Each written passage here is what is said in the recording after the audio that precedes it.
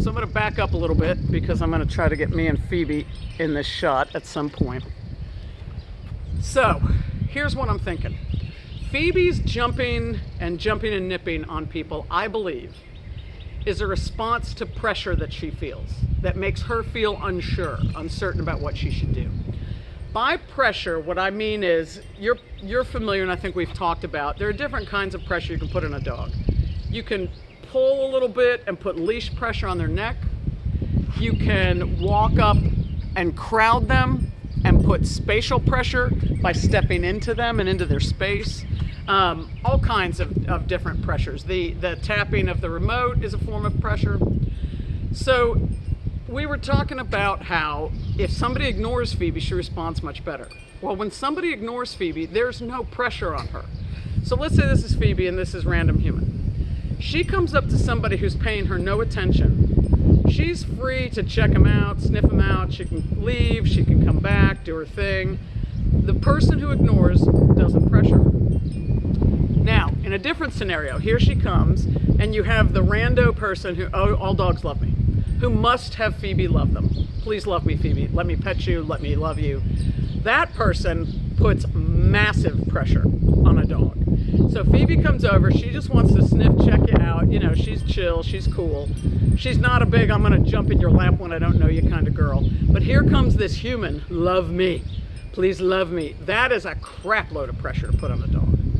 So Phoebe checks out, she politely licks or does whatever she's going to do, and that person just keeps the heat up, even if they're not saying anything. And then Phoebe's unsure what to do, and boom, she responds, get that energy away from me, right? The way she would is if she snapped at a dog to tell a dog to back up. Or another kind of pressure, maybe a little less, but same thing. Here comes the human's unsure about what to do. Maybe the human's a little nervous around dogs or a little nervous around Phoebe. So Phoebe comes and checks them out, and then they just keep looking at her. Or they can't stop thinking about her because they themselves are insecure. That's pressure too. It's not as bad as the crazy, you know, love me human, but still it's pressure. So there again, just like when a dog's up in her grill, the reaction is boom, get out, get away, back up. So what we want to do is cultivate a new coping mechanism so that when she feels pressure, what she learns is back away. So we want to start creating a back response, a back response. We will eventually put a command to it and tell her this, but right now we're not using the word. All we're going to do is exercises where we walk into her, putting spatial pressure, so we're making her back up by walking into her, you know the drill, and use the leash to just steer her backwards. So you're showing her, you're putting the leash pressure on her, so that what you're saying to her is back it up, back it up. So she's getting two signals from you, pressure from your body, and then you on the leash showing her how to handle it. What she's gonna do is back up, and then at some point, she's either gonna sit or lay down, or she's gonna turn and move away. That's what we want.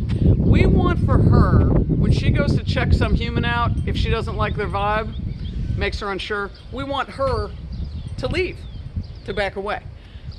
So what we're gonna do is exercises like this one I'm about to show you, where all we're doing is backing her up. We're not giving her a command. I repeat, do not give her a command right now. What we want to do is get the behavior moving so that she starts having that response. It starts becoming automatic for her, and then we will put a word on it. We'll put a word on behavior first and then the word. Like it before you name it. Okay, so let's see. Come here, baby. We've been doing this a lot. Let me try to get us on. So here she comes walking toward me, and I'm going to get up on her and steer her, and she's already, you see how she's turning away from me? She didn't at first, but we've been doing this a while. Come here, boo-boo. Good girl. Good. So what will enhance this is, yes. So she's already, when I walk up on her, turning and leaving. Love it. And of course, she and I have a relationship now. We're very close. So her responding to me that way, soon, well, she's out of camera now. But as soon as I create that spatial pressure, she moves away. Perfect. That's what we want to start cultivating in her. And we want to make it a habit. When we're habituating a dog, it takes a lot of reps, no matter how great it seems. She'll back up on a dime for for you and Connor after just a couple of minutes, maybe even immediately. But you guys aren't the ones who matter, obviously. So we're gonna have to start bringing test people, dummies, in at some point. But for now, this is what we're gonna focus on. So she backs away and then you retreat.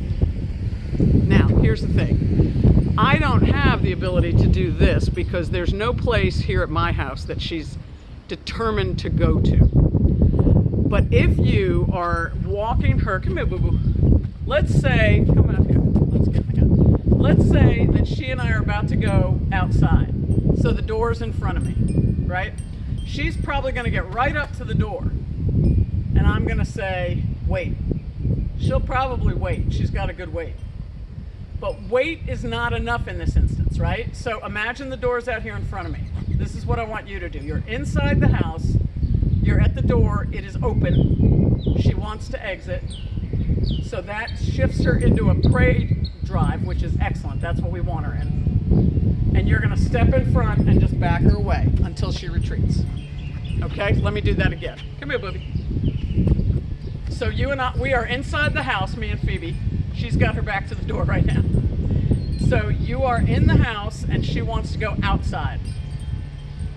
When she wants to go outside, she shifts into prey drive, which is really what we want her in, because when she meets a human, she's moving, or anybody, that is a natural prey drive scenario. So set up a door that she wants to go out of or into. It doesn't matter. Get her excited about something and then step in front and back away, okay?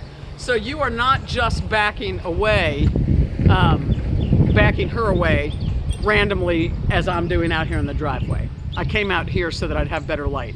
But you find thresholds or other things that she wants to do. If she wants to walk into the kitchen, you can use that. Anything that sets you up where Phoebe wants to get to that point, use that drive of her trying to get to that point as a cue that it's time to back up. And then we'll start inserting strangers in instead of that destination that she seeks. Then we'll start putting humans in that position. So what you'll be saying is, oh, you're getting excited about meeting the human, and now back up. All right, if that doesn't make sense, text me, and we'll do more of this tomorrow and the following days too.